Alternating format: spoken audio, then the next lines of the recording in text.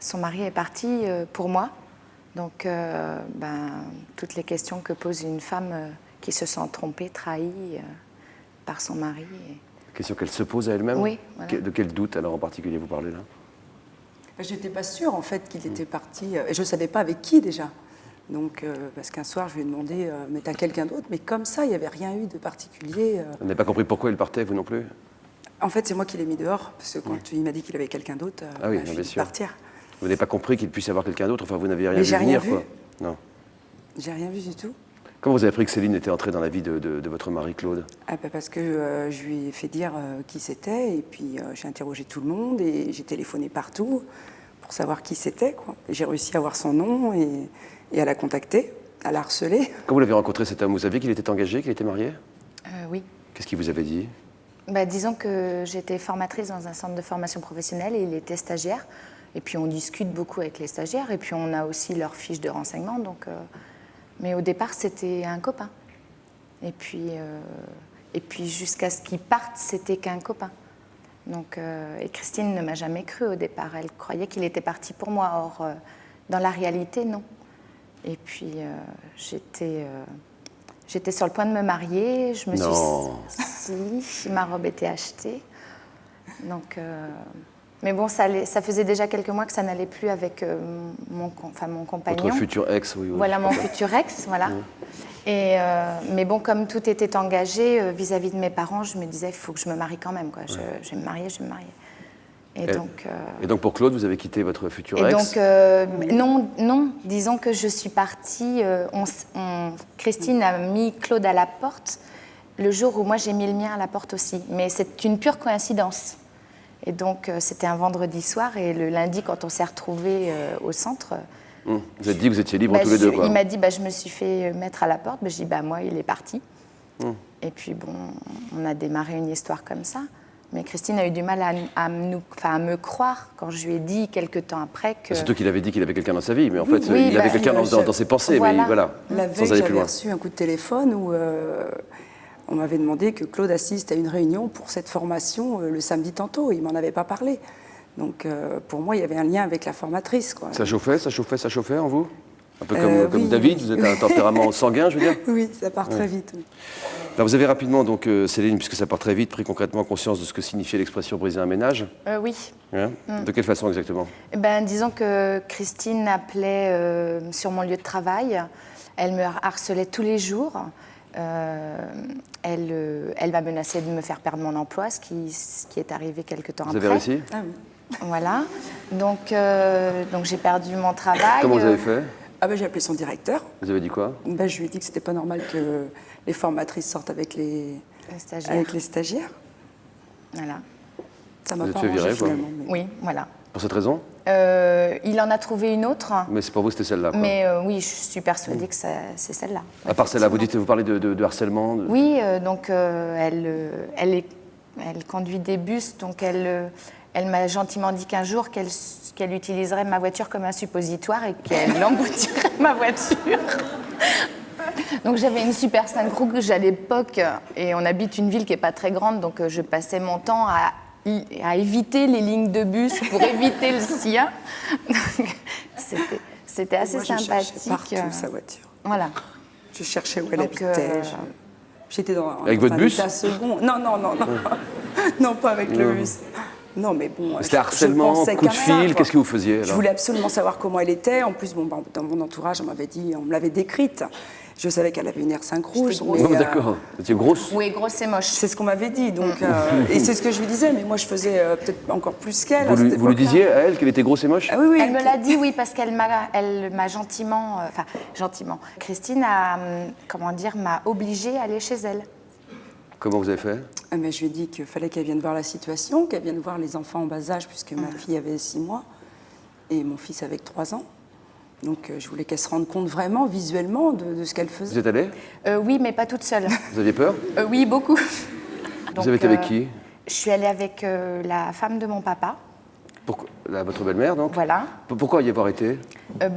Parce qu'elle me menaçait de me faire perdre mon travail. C'était pour sauver votre emploi que vous vous êtes dit, je vais essayer de sauver, de limiter la casse, quoi. Oui, voilà. Qu'est-ce qui s'est passé lors de cet entretien chez vous? Quand je suis arrivée là-bas, Ben, disons qu'elle m'a presque enfermée dans sa maison.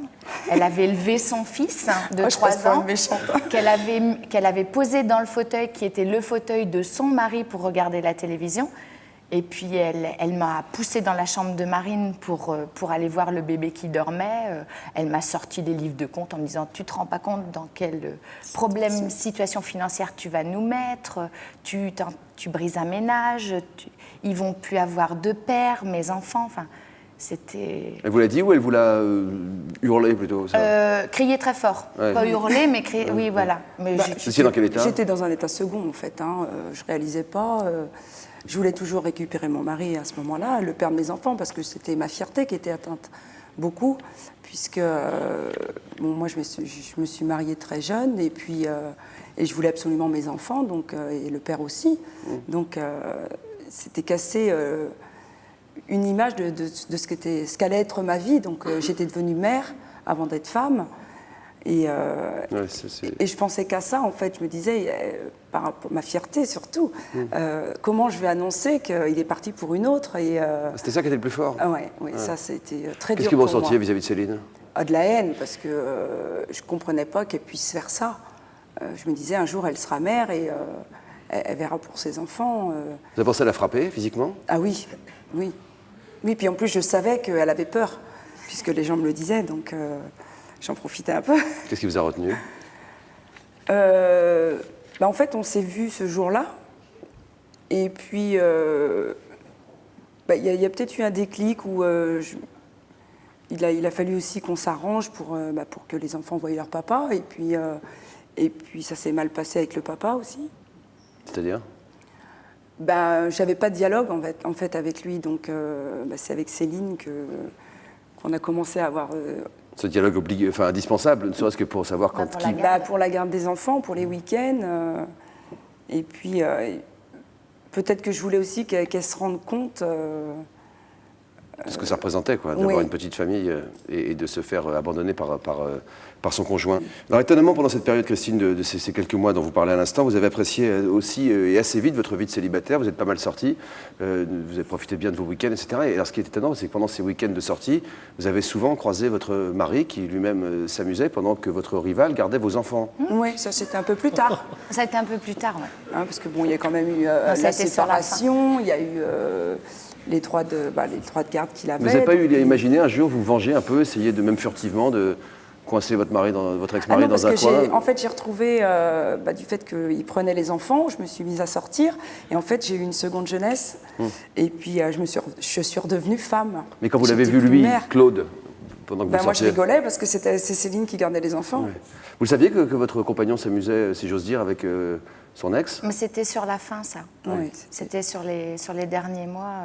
Vous le saviez? Je m'en suis rendu compte, oui, parce que il était supposé aller voir un match de foot avec des copains et puis un dimanche matin de bonne heure, il est revenu avec du fond de teint sur sa chemise. Donc je me suis dit... La troisième mi-temps a dû être chaude. Oui, voilà.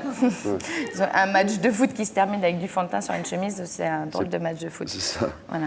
Donc c'est à ce moment-là que vous avez commencé à vouloir vous séparer de Claude, ce qui a été le cas au bout de 2 ans. Ouais. Ce qui aurait dû vous éloigner définitivement de Christine, puisque Oui. le seul lien que vous aviez, c'était Claude, évidemment. Et si vous Non, partiez... c'était les enfants. C'était les enfants, mais si vous partiez, vous n'aviez plus de contact direct avec ces enfants, donc il n'y avait plus de lien direct qui vous rapprochait. Pourquoi vous avez quand même gardé un lien avec celle que vous aviez tant haïe? Moi, je ne l'ai pas haïe. J'ai eu peur d'elle. Elle m'a haïe. Qu'êtes-vous devenus l'une pour l'autre aujourd'hui? Des On amis est très proches. très proches. Qu'est-ce qui a rendu possible cette amitié après toutes ces péripéties, quoi? Les enfants. C'est Gaëtan et Marine qui ont fait que quelques mois après ma séparation d'avec leur père, je suis partie en vacances, j'ai envoyé une carte postale et puis j'ai croisé Christine dans son bus un jour, quelques mois après. Dans votre voiture rouge? Oui, toujours, ouais. Mais j'avais plus peur d'elle parce qu'on avait réussi à créer une entente cordiale pour gérer les moments de garde. Donc, quand Christine appelait à la maison, Claude disait « c'est Christine ». Et donc, on gérait toutes les deux les plannings, les horaires. Et alors, qu'est-ce qui s'est passé ce jour-là? Eh bien, donc, j'ai dit à Christine, Gaëtan et Marine, ils me manquent, j'aimerais bien les revoir, est-ce que c'est possible? Et Christine m'a dit, oui, passe à la maison. Voilà. Donc je suis passée 1 fois, 2 fois, 3 fois, et puis c'est devenu ce que c'est devenu, quoi. Elle a organisé mon mariage, parce que je me suis remariée. Ah oui? Et puis... Comment? oui. Vous avez pu refaire votre vie? Oui, oui. Ça vous intéresse, ça? Ah oui, oui. Et vous? Qui, moi? Oui, c'est moi qui lui ai présenté son mari. C'était un ami à moi. Ouais, mon futur ex. Attendez, le premier ou le deuxième? Peut-être, Martine. Je suis en instance de divorce. C'est en instance de divorce? Donc aujourd'hui, je la soutiens. Voilà. Donc je vais chercher auprès de Christine des conseils qu'elle peut me donner.